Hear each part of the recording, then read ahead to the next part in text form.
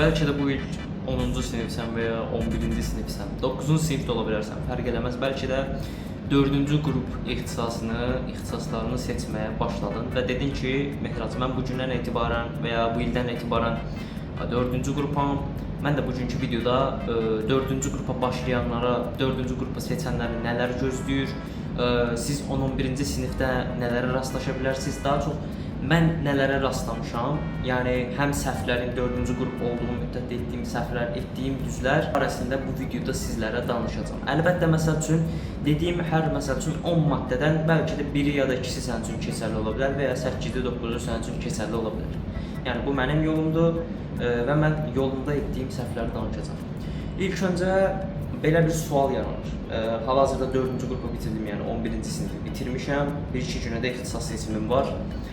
Tamam, belə bir sual yaranır ki, Mehraz, 4-cü qrup seçirəm. Tutaq ki, 9-cu sinif oldu ya da 10-cu sinif.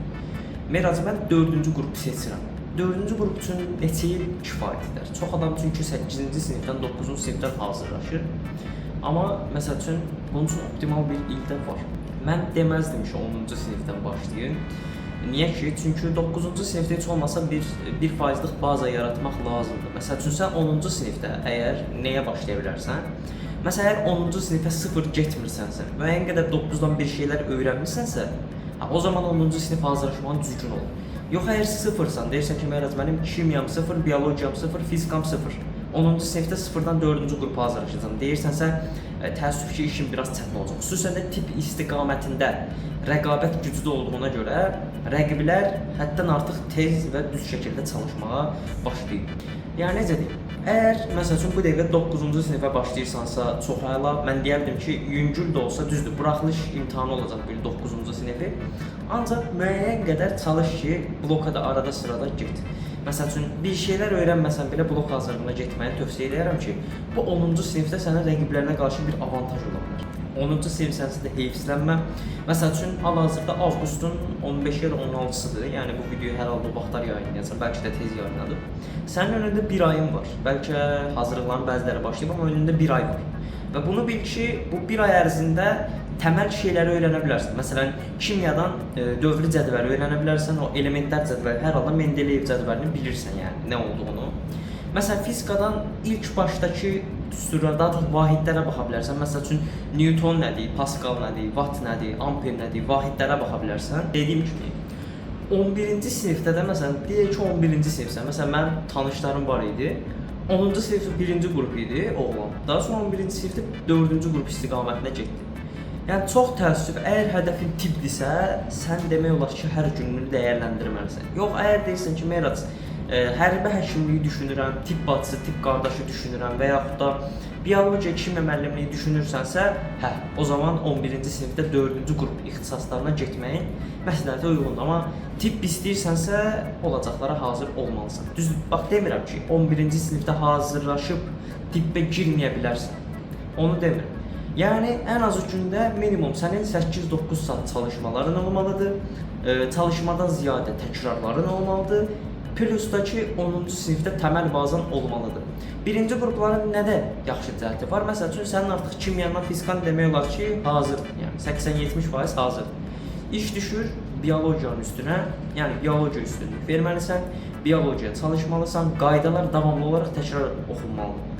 Və mövzularda tək-tək gələcək. Sadəcə illərlə necə başlamaq lazımdır deyil. 4-cü qrupa gedəcəksənsə, bunu da bilməlisən, yəni rəqabət çox güclüdür. 10-cu sinifi hər nə qədər az çalışsan da, düzdür, necə deyim, yeniyetməliyin yeni vaxtları olsa da, yeniyetməliyin ortası da olsa, bilmirəm, gəzmək istəyirik, tozmaq istəyirik, əylənmək istəyirik. Amma 11-ci sinifdə iş rəngi biraz dəyişir. Mən də bunu təcrübə elədim. Bəzən motivasiya olur ki, 10-cu sinifdə 11-ci sinifə keçəndə yay tətili boyunca çalışırsan və necə deyim, 11-ci sinifə biraz yorğun başlayırsan. Biraz, necə deyim, fasilə verməkdə fayda var. Məsəl üçün, deyək ki, bu günə qədər çalışdığın bir 10-cu sinif şagirdisən, 15-dən etibarən özünə tətil verməyin yaxşı olardı, sentyabr ayı, məktəb açılan kimi. Deyə bilərsən, biraz tətil verirəm, axı, bütün rəqiblərim məni keçəcək, dalda qoyacaq. Unutma, bəzən ən dərin çalışma belə istirahətdən keçir. Yəni, hər nə qədər istirahət etsən, daha çox çalışmaya malik olacaqsan. Belə bir nümunə çəkim, deyəsən danışmışdım bunu. Bir nəfər var, baltasını vurub odun qırır və davamlı işləyir, balta ilə odunları qırır və baltası körəlir. Artıq məsəl üçün daha gec odun qırır. Bir digəri isə bir ağac qırır və baltasını itirir. Bir ağac qırır və baltasını itirir. Günün sonunda ikinci adam qazanır. Yəni istirahət etmək də əslində bir çalışmanın bir növüdür. Ancaq məsələn Meyrac istirahət etdi, ona görə gedib oturaq dincələ eləmə.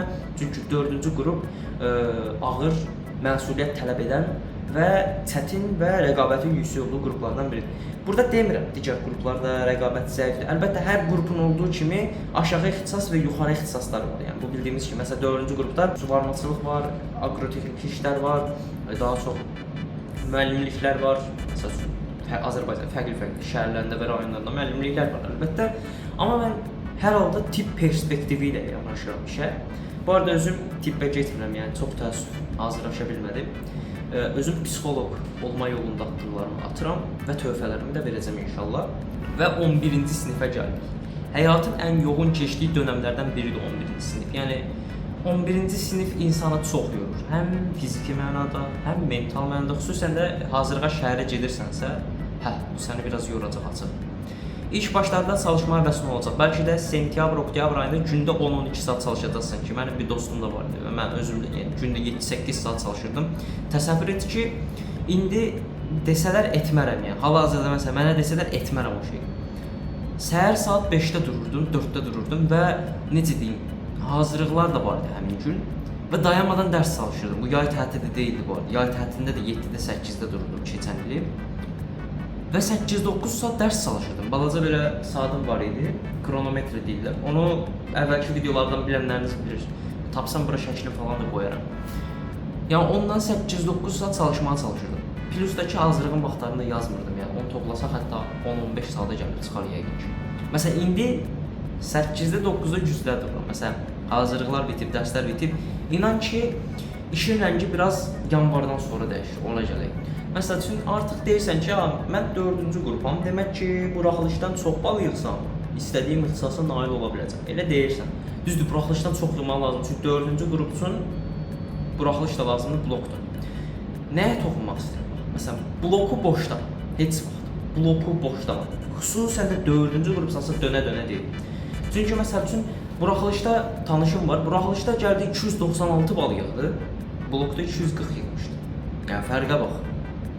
Məsəl üçün, amma tanışım var ki, blokdan yığıb 195 bal, buraxılışdan yığıb 195 bal, blokdan gəlib 365 yazdı. Yəni fərqlər budur.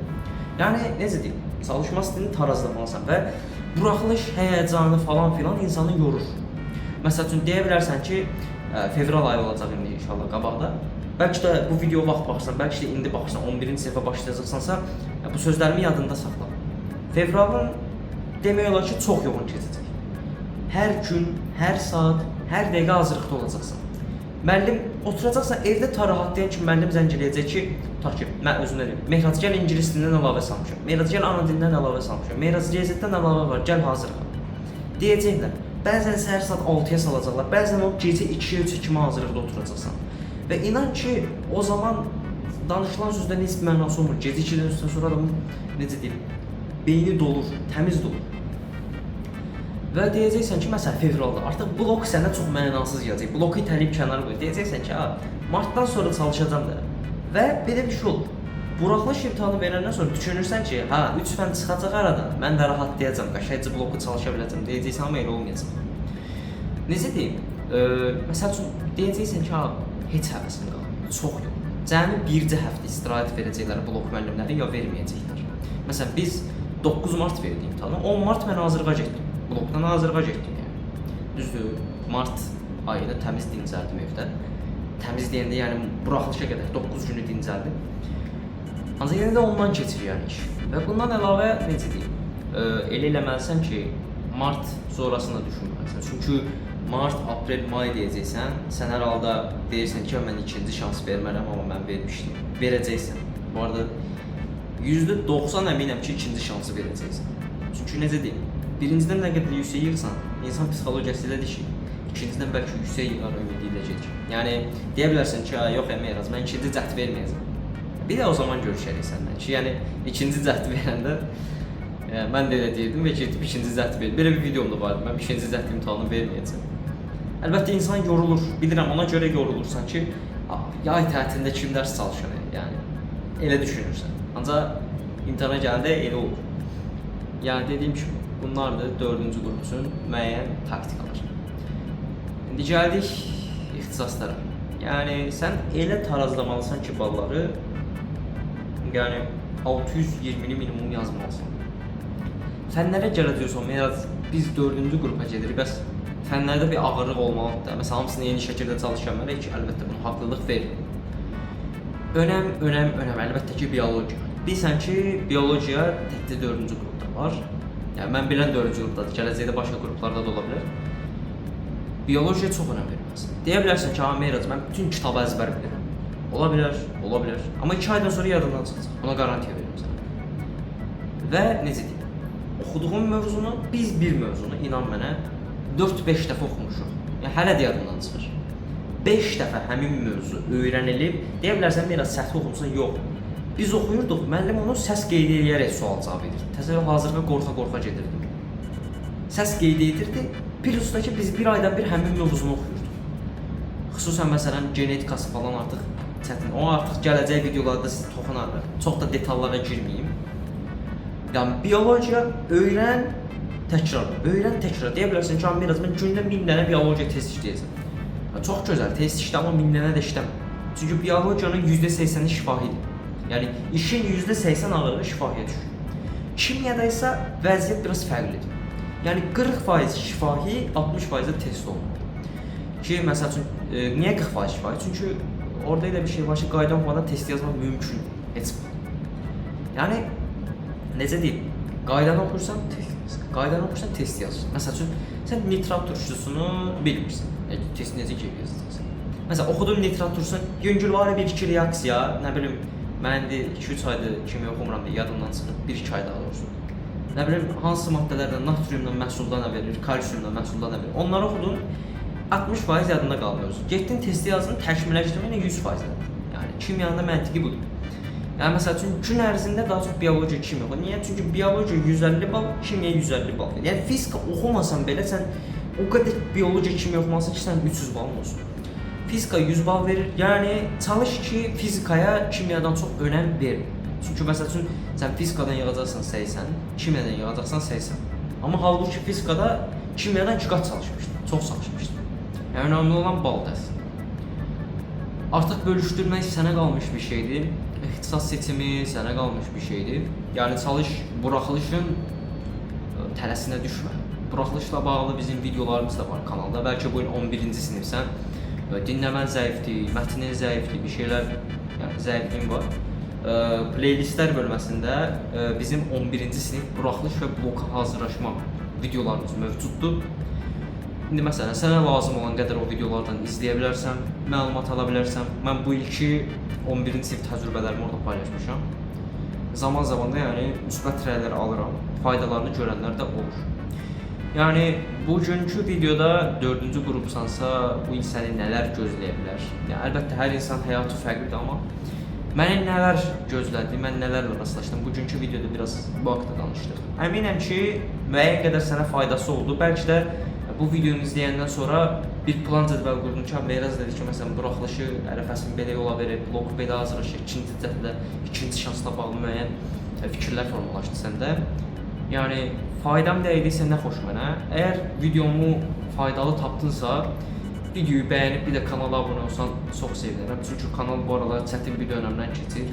Yəni, abunələr və izləyicilər demək olar ki, azalıb. Mən də kanalı toparlamaya çalışıram. Yəni bu toparlama yolunda işin %50'si mənə düşürsə, %50'si də sizlərə düşür. Dəstəklərinizi əsirgəməməyinizi xahiş edirəm. Mən də lazım gəldiyi qədər sizin fikirlərinizi nəzərə alıb videolar çəkməyə çalışacağam.